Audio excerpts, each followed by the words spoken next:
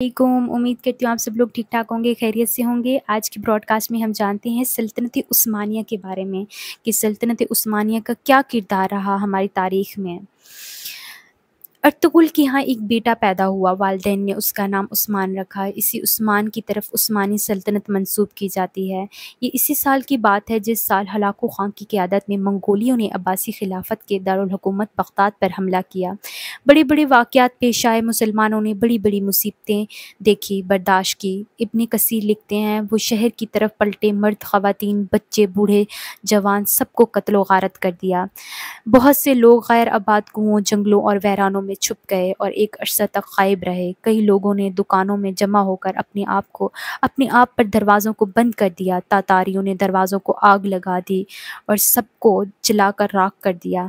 जो बच गए पहाड़ी चोटियों की तरफ भाग निकले। इन वहशियों ने उनको भी ना छोड़ा, सिवाय इनके जो यहूदी थे, निसरानी थे, उन लोगों के जिन्होंने इनकी पनाह ली।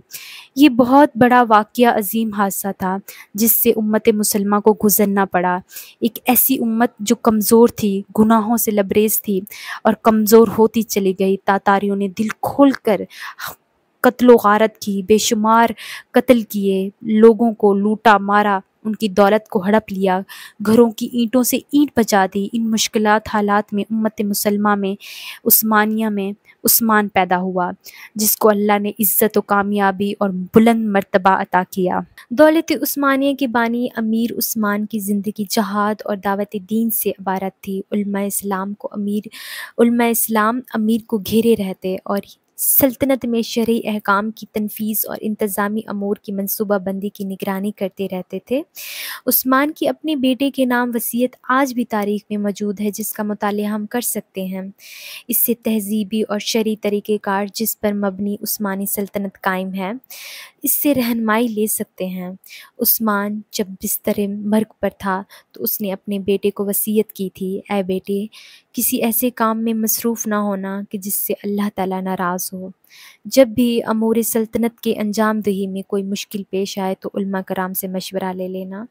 ऐ बेटे, फरमाबरदार लोगों को एहसास से नवाजना और फ़ौजियों पर इनाम मुकर्रर करना, दौलत की वजह से शैतान के धोखे में ना आ जाना, अहले शरीयत से दूर होने पे एतराज़ करना।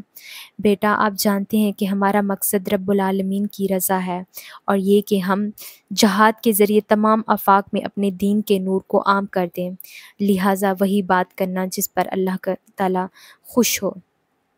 बेटे, हम वो नहीं जो कुशूर कुशाई और लोगों को ग़ुलाम बनाने के लिए जंग लड़ें। हमने ज़िंदा रहना है तो इस्लाम की खातिर और मरना है तो इस्लाम की खातिर। ऐ बेटे, मैं अपने परवरदिगार की तरफ जा रहा हूँ। मुझे आप पर फ़ख्र है कि आप रियाया के साथ अदल करेंगे और अदल व इंसाफ़ के साथ काम लेंगे।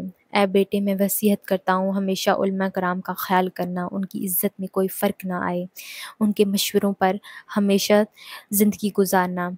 ऐ मेरे लख़्ते जिगर, ऐसा काम ना करना कि जिससे अल्लाह ताला नाराज़ हो, और कभी भी कोई भी मुश्किल आए तो उलमा कराम से मदद ले लेना।